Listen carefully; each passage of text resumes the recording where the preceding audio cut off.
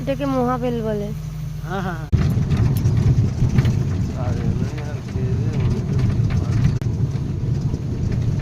এটা গরুমারা অভয়ারণ্য। তো আমরা জঙ্গল সাফারি করতে বেরিয়েছি। আমরা এখনো কিছু দেখতে পাইনি, শুধু ময়ূর ছাড়া। বিশাল বড় জঙ্গল ঘুরছি। গাইড আছে আমাদের সাথে, দেখাবো বলে।